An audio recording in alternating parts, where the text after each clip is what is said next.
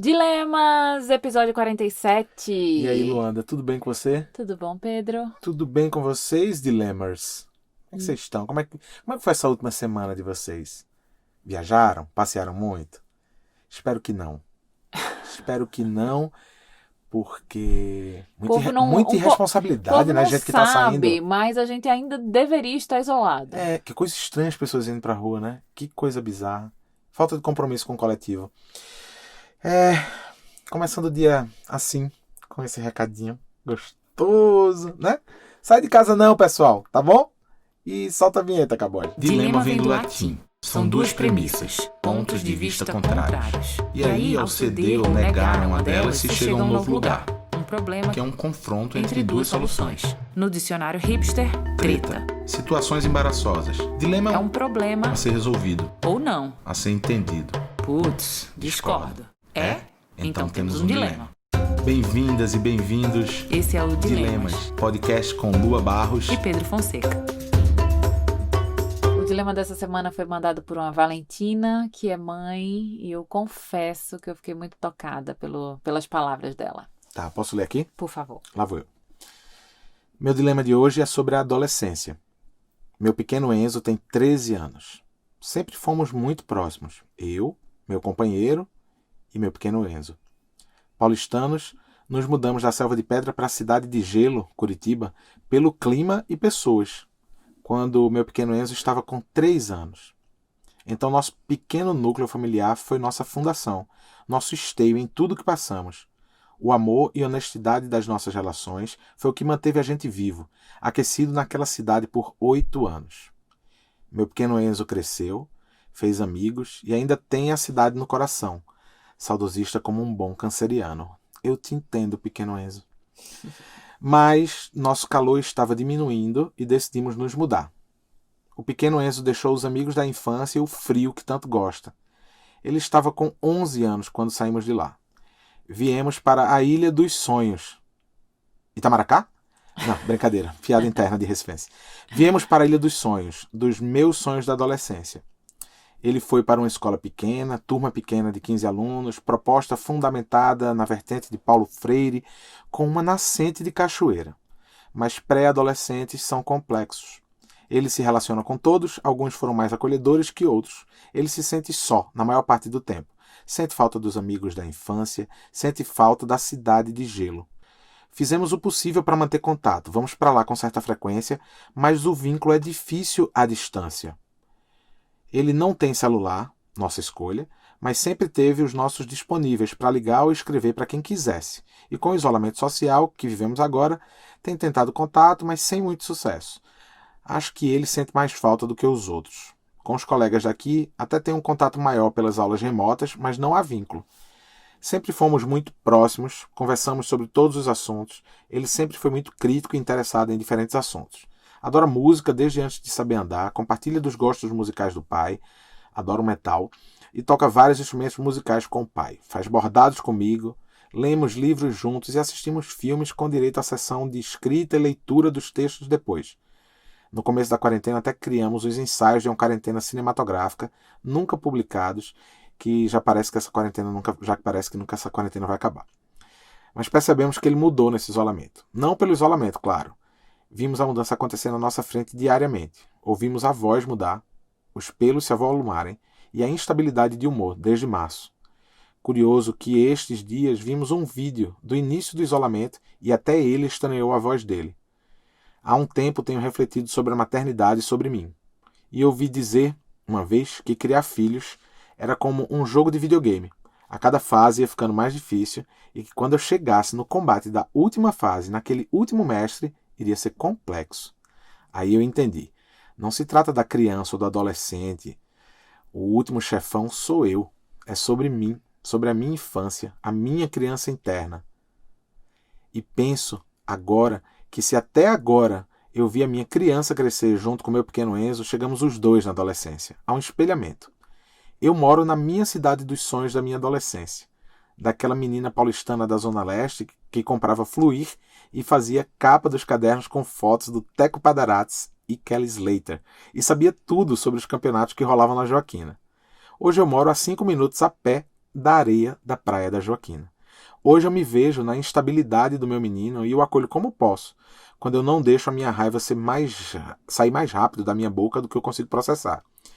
Eu estou consciente de quem é o adolescente agora, mas não é fácil. Não é fácil por tantos motivos, pela sociedade de consumo burra que vivemos, pelo sistema patriarcal que rotula meninos, pela incerteza dos efeitos desse isolamento social nessas crianças. Penso que na idade dele eu queria encontrar meus amigos para falar sobre meus pais.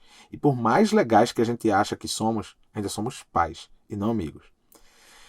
Penso na sua fala, Lua, sobre imagem. Ela faz muito sentido, porque às vezes precisamos que as margens sejam estreitas. Às vezes elas devem se alargar e dar espaço para a tromba d'água passar sem destruir o entorno, mas estando ali mostrando o caminho e depois permitindo que o rio não seque antes que ele encontre o mar. E que a gente, como margem, e ele, como água salgada, ainda guarde com carinho nossas lembranças e amor e que possamos nos encontrar de tempos em tempos, tal como a lagoa de água salgada que temos aqui do lado. Qual seria meu dilema então? Não sei. Talvez ouvir mais de vocês sobre o dia a dia de um adolescente que não quer tomar banho todo dia, que não quer lavar a louça, que mesmo com os combinados sobre tempo de tela, 2 horas por dia, e videogame, 12 horas totais a serem gastas de sexta até domingo, e divisão de tarefas, muitas vezes parece estar alheio ao mundo ao redor, centrado no seu egoísmo. Não quer falar com os avós, tios e primos, sem vontade de aprender nada. Já disse recentemente que não tem vontade de aprender nada com ninguém, sobre cursos online. Por vezes parece aquele bolsominion maldito que sai na rua sem máscara, escarrando na calçada. Figura de linguagem, que fique claro.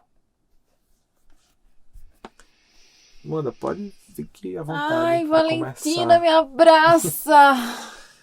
Me abraça, minha amiga. É, eu também. Me abraça também. Vamos fazer um abracinho coletivo aqui, nós? Gente, eu fiquei muito mexida com esse e-mail. Que pancada, eu não tinha Muito lido. mexida. Na verdade, esse e-mail continua e aí ela fala, ela traz um outro dilema que é o dilema dela, que é maravilhoso também. Depois a gente grava esse outro dilema sobre você, Gente, Valentina.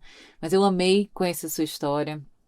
E eu fiquei muito mexida porque eu tenho visto essa movimentação aqui dentro da minha casa, né? A gente tem João, que completa 12 anos daqui a 15 dias. E a gente tem conversado muito sobre essa fase que vai se iniciar, né? E seu e-mail me trouxe a seguinte perspectiva, que é como a gente projeta coisas em cima dessas crianças, né? Como é difícil para eles crescerem a partir dessas projeções. Como é difícil para a gente, depois de tanto projetar, a gente permitir e autorizar que eles sejam indivíduos complexos, diferentes da gente, que pensem coisas diferentes, que queiram coisas diferentes. E como faz para atravessar tudo isso? Quando ela fala do espelhamento, parece que cai uma ficha, né? A grande ficha de Laerte, né? Do cartão, vem vindo assim. Parece que esse espelhamento é muito isso, assim. Por mais que a gente tente evitar esse pensamento sobre as reproduções, de repente a gente se vê diante da gente. E essa fase que o pequeno Enzo dela tá, que é muito parecida com o nosso João, ela é muito peculiar. Hoje a gente falou sobre isso. E hoje, sabe, Valentina, me caiu uma ficha no meio de uma conversa da gente sobre ele, que eu jamais tinha pensado sobre isso.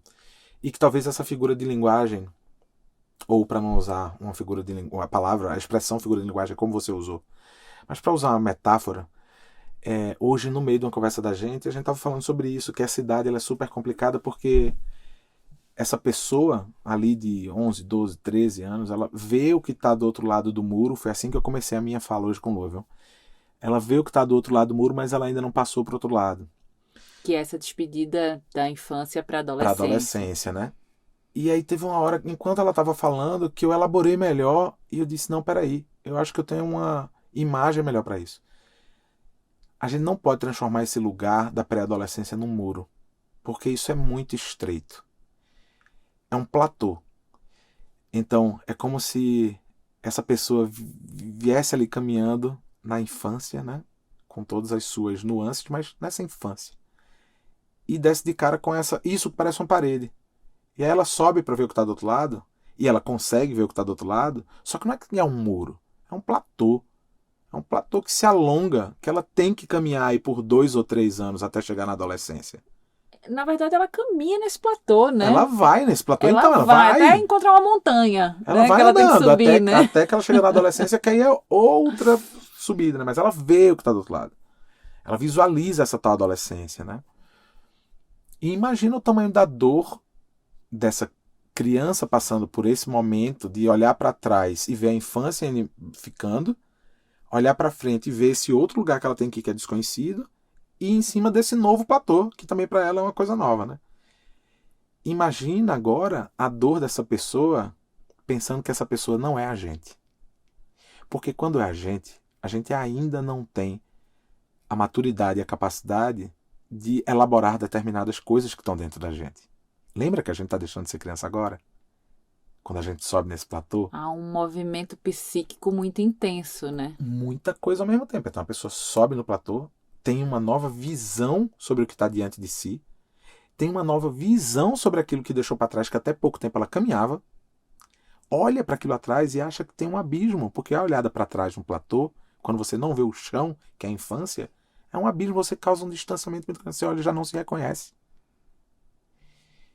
E aí, essa pessoa que não é a gente, porque quando é a gente não tem capacidade de ver isso, e aí essa pessoa é cobrada por nós, adultas e adultos, a ser algo que não está no platô. Não tá em lugar nenhum, né? A Tá na gente- nossa fantasia, Tá totalmente na no nossa campo idealização. imaginativo da gente. A gente imagina coisas para essa pessoa. E a gente imagina numa intensidade, né, Peu? Porque É. a gente imagina,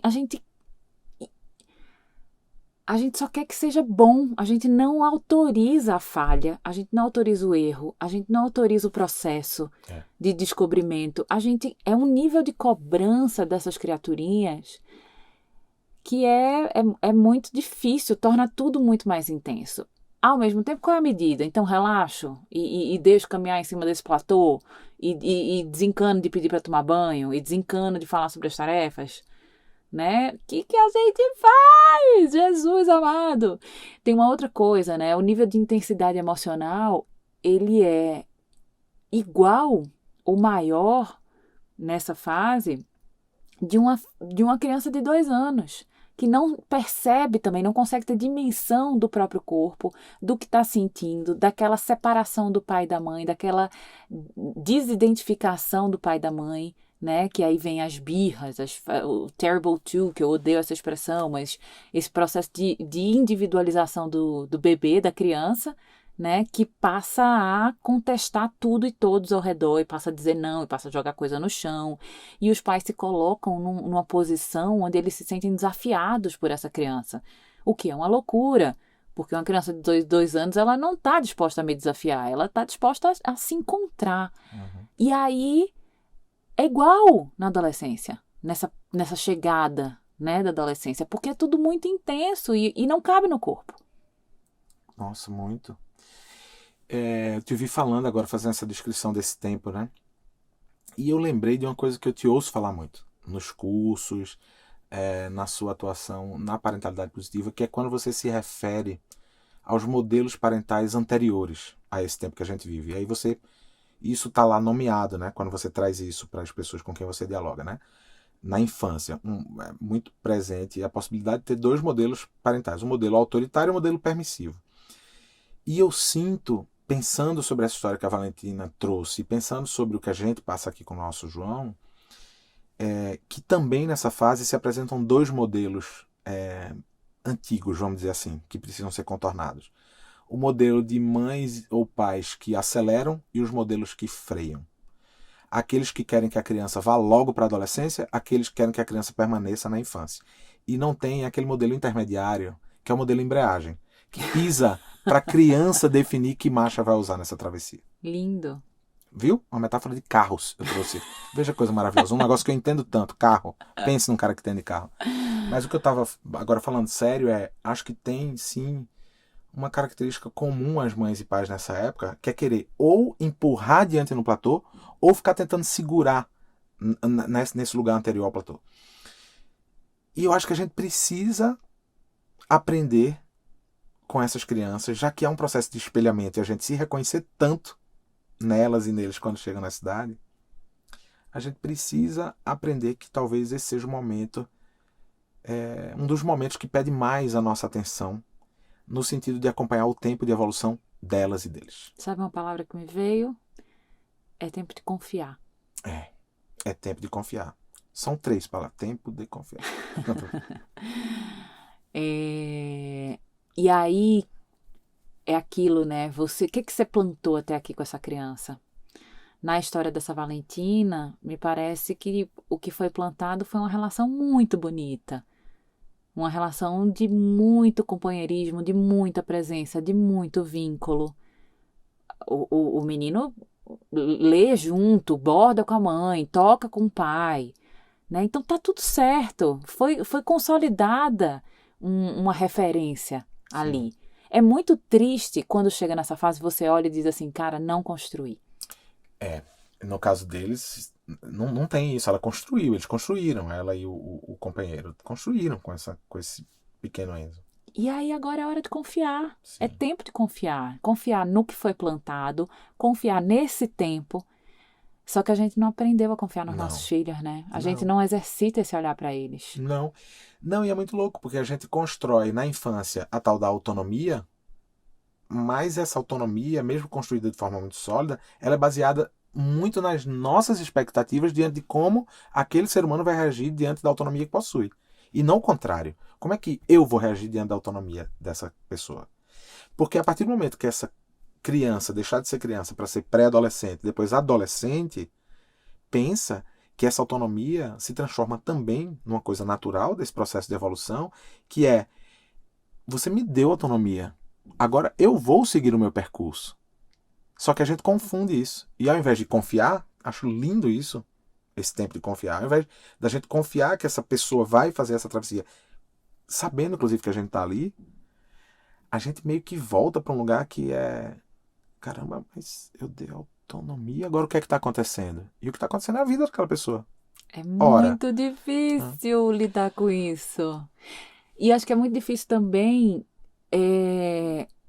deixar de ser importante, né? Deixar Deve de ser ser. importante é muito difícil. Deve ser. Deixar de ser importante para tudo, qualquer coisa outra que cerque aquela pessoa. Os amigos que ficaram na outra cidade, as 12 horas de videogame no final da semana, o tempo de televisão, que agora eu não lembro, acho que são 2 horas por dia. Tudo vira mais importante. Às vezes até ficar no quarto sozinho é mais importante do que estar convivendo. E isso é frustrante para a mãe e para o pai, né? Lidar com isso é meio que uma frustração. Dizendo, poxa, mas a gente tá aqui, você prefere estar só, mas a gente não pensa sobre o que é isso. E sabe o que acontece? A gente fica procurando entender o que está errado com aquela criança que está atravessando por esse platô. Não, porque deve ter alguma coisa errada.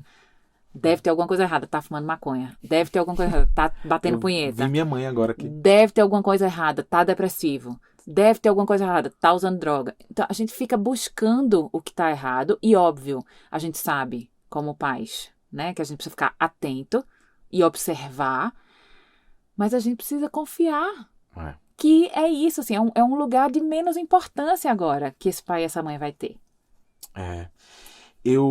Por falar em importância, eu achei foi ótimo ter surgido essa palavra aqui agora, porque tem um dos trechos que me marca muito, que é quando ela fala da sensação que ela tem, porque não é um sentimento, só é uma sensação que ela tem de olhar para essa cidade que ela tanto desejou e perceber que é um sonho dela. E eu tenho uma suposta pergunta do ouvinte. Manda a suposta pergunta do ouvinte. Caboja, solta a vinheta, por favor. Quem sabe, talvez, suposta pergunta, se fosse uma vez, suposta pergunta do ouvinte. Essa mãe parece que ela foi atrás desse sonho que era dela. Perfeito. Né? Muito bonitinho quando ela fala que cortava a revista Fluir. Muito. Né? Muito. E fazia capa de caderno com Teco Padarasi. Muito bonitinho. Não, eu já vi as miçangas voando e tudo. Mas a suposta pergunta do ouvinte é, um ouvinte aqui ligou, né, aqui para nossa central de produção, PABX, e mandou a seguinte pergunta aqui. Mas e como faz para contar para esse pré-adolescente que é isso mesmo, que a mãe foi atrás do sonho dela e não do sonho ou coletivo ou do sonho dele que é filho? Ou como é que faz para dialogar entre isso, que foi esse peso do sonho dela e o peso ali da família, do núcleo? Eu acho que a gente só sustenta esse lugar, né, desse incômodo, se a gente tem muita consciência dele. E eu acho que essa Valentina começa a ter consciência disso, que esse sonho da ilha é um sonho dela. E tá tudo bem, porque ela é mãe e ela é a matriarca desse núcleo familiar. E ela, junto com esse pai, eles podem decidir por algo que nutre eles emocionalmente. E tá tudo bem. E a gente, diante dessa consciência, a gente consegue dar conta dos desconfortos, dos incômodos que isso pode causar nos nossos filhos. Eu fiz uma correlação, né, com as nossas escolhas. João, ele estava super adaptado no plano piloto, que era o lugar onde a gente morava quando a gente chegou em Brasília. Tinha uma turma incrível, tinha liberdade, tinha autonomia, saía para andar de bike com a turma. E a gente decide ir para uma casa com objetivos muito claros. Estar mais perto da natureza, estar mais perto das crianças, né? E se integrar numa vida mais perto deles mesmo, mais devagar. E é só porque a gente tem certeza do que regeu a nossa decisão que a gente consegue acolher João nos incômodos dele, nos desconfortos dele, nas insatisfações dele, porque ele, durante muito tempo, ele odiou a nossa decisão. E ele não precisa gostar. Tá tudo bem, filho, vem cá, vamos conversar sobre isso. Eu entendo. No caso desse Enzo, né, desse Enzinho, assim, eu entendo que você gosta muito de Curitiba. Mas pra gente, como família, era muito importante ter vindo pra cá. A gente acredita nessa decisão da gente. Então a gente sustenta essa decisão. Vocês sabem que na vinheta de abertura tem uma hora que a gente fala ao mesmo tempo, né? Temos um dilema, né? Pronto. E eu sou muito mole. Eu sei. Eu sou muito mole. Eu sou muito mole e aí eu escuto isso e fico tentando internalizar. Colocar isso pra dentro, assim. E aí eu começo a arranjar desculpas pra justificar isso. Então, assim, eu logo penso, não, mas não era um sonho a gente sair do plano piloto e vir pra cá. Foi uma decisão muito racional, pautada em coisas que a gente precisava fazer. Mas não era um sonho nosso que a gente disse, não, pelo nosso sonho nós vamos fazer determinada coisa e você vai lidar com isso junto com a gente, você vai aprender isso junto com a gente, né? Eu fico arrumando desculpa pra pensar, caramba, mas, sabe, é isso, eu fico o tempo todo procurando, tinha necessidade de sair daquele lugar pra ir pra outro? Ou era realmente assim, não, eu vou atrás do meu sonho? Porque eu sou muito mole, eu dificilmente conseguiria fazer isso. Tipo, chegar pra, sabe, ter uma conversa com os nossos filhos e dizer assim, não, então a gente tá tudo bem, confia aqui no papai, viu? A gente tá indo, meu sonho vocês sabem, morar em Londres. Então, estamos indo e vai dar tudo certo, confia aqui e tal. Chegasse lá, começasse uma crise dessa, eu acho que eu ia, meu Deus, eu ia bater um cagaço e dizer, não, vamos voltar, né, gente, lá para aquele cerradinho, velho. Ver a seca chegando, a terra vermelha. Alô, Brasília, Nossa, né? realmente a gente é muito diferente nesse ponto, né? A gente é muito. Muito diferente. E sabe o que eu lembrei? A gente sempre foi assim. Quer ver uma coisa? Logo que a gente casou, Lua decidiu fazer um curso em São Paulo.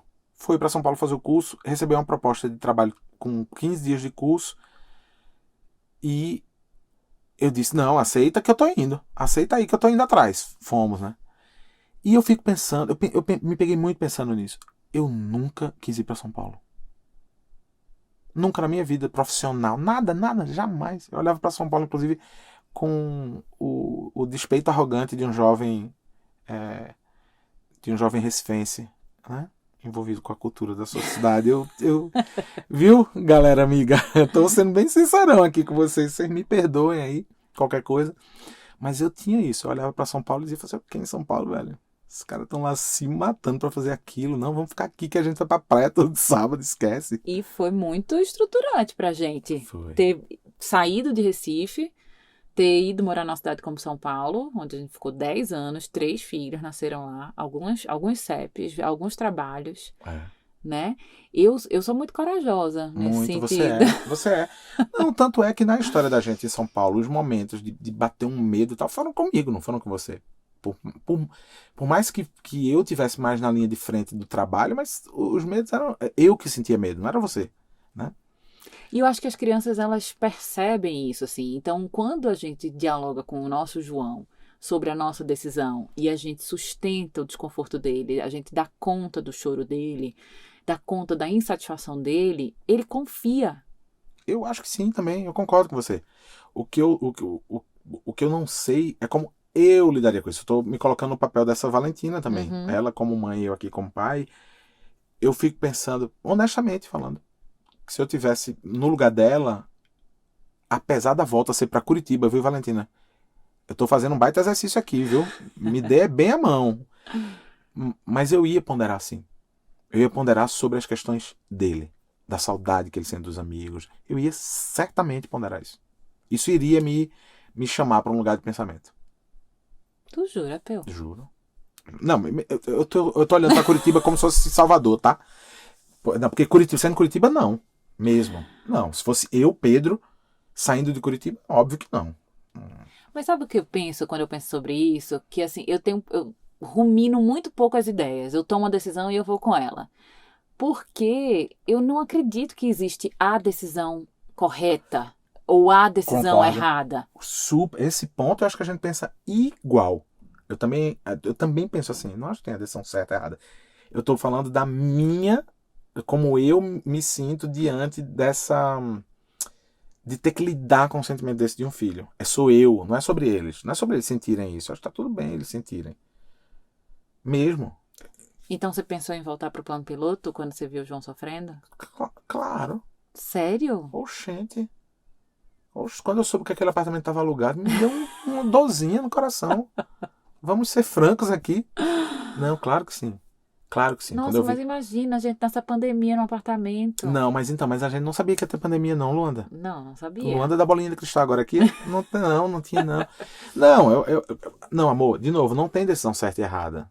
Eu acho que a gente, inclusive, olha a decisão da gente. A gente veio para um lugar que talvez fosse um lugar inimaginável de eu estar. Minha gente, essa casa é no meio de um bosque. Inclusive, gente, a gente já vai pedir desculpa agora, faltando um Eita, mês para falta mais de um começar. mês. Falta um pouquinho mais de Um um mês. mês e meio para começar a época das cigarras, né? Eu não sei o que é que vai ser desse podcast, não, porque Vocês lembram do ano passado?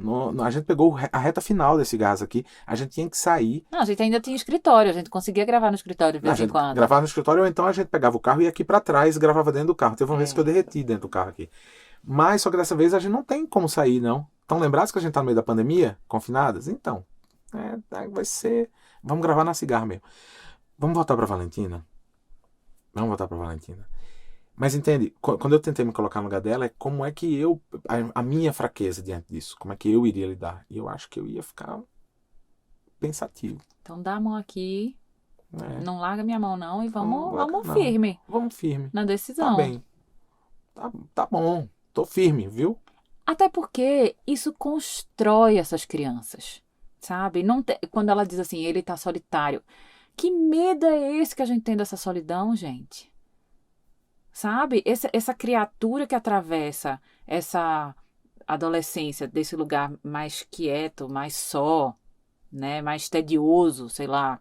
Não acho que existe um lugar mais tedioso que Curitiba, gente. Assim, desculpa Curitiba.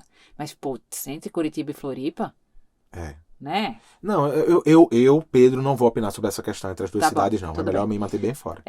Não, mas eu entendo que dói ver o filho atravessando isso, mas isso não é ruim. E isso também não é determinante nesse ponto assim, então a vida dele acabou porque eu tomei essa decisão de correr atrás do meu sonho, entendeu?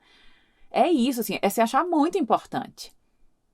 Somos menos importantes e essas criaturas, elas se refazem. A gente tem uma capacidade de se refazer na vida, do que quer que a gente atravesse. Ele pode, daqui a 10 anos, contar, putz, eu atravessei uma adolescência mais sozinho. E por que isso é ruim? Não é necessariamente ruim. E quando a gente está firme nas nossas decisões, quando a gente está observando, quando a gente deixa essa porta aberta para o diálogo e para a conversa, a gente cria esse canal de comunicação com eles. E eles vão ter raiva. A gente, é isso, assim, mais uma vez, a gente precisa sustentar as coisas. A gente precisa sustentar esses incômodos dessas crianças. Ele pode ter raiva dessa mãe. Ele não é a raiva dele. Esse não é o sentimento que rege essa família. Ele pode ficar com ódio dela porque ela correu atrás do sonho dela. Mas daqui a 10 anos, quando o tempo passa, e gente, que coisa mais maravilhosa é o tempo, ele vai dizer assim, cara, minha mãe foi uma mulher que correu atrás dos sonhos dela. Você viver nessa função de fazer filho feliz, você cava a sua cova da infelicidade, porque filho bate asa, precisa bater asa, precisa se desligar. Nossa, lembrei daquela animação russa que alguém compartilhou no nosso grupo. No grupo de dilemas, Não, foi no grupo de parentalidade positiva do curso. Ah, foi? Foi. Super forte, uma animação russa de uma mãe ligada a um filho pelo cordão umbilical até a hora dela se despedir. até a vida adulta, até a hora da morte dela, muito forte. E é isso, né? Você vai ficar... E se estabelece uma relação de dívida quando eu deixo de realizar porque meu filho... Caramba, é muito peso. Não, Valentina, não fica... Não, bola pra frente, vamos nessa. Olha, o que eu tenho pra lhe dizer é o seguinte. Eu confio em você. É tempo de confiar. Eu confio em você. Tô aqui. Vamos junto nessa, então. Ela riu aqui bastante, viu, gente? Até. Mas é verdade mesmo. Não, vou confiar. Porque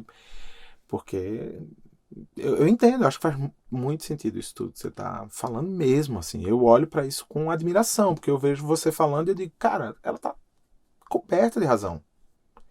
Eu preciso trabalhar isso em mim. Eu preciso trabalhar essa coragem, que é a coragem de ir atrás do meu próprio sonho. Eu fiz isso muito pouco na minha vida. Eu comecei a fazer isso muito recentemente, por exemplo, com a minha história com a fotografia. E sempre me senti muito culpado em relação a isso. Eu me sinto muito culpado.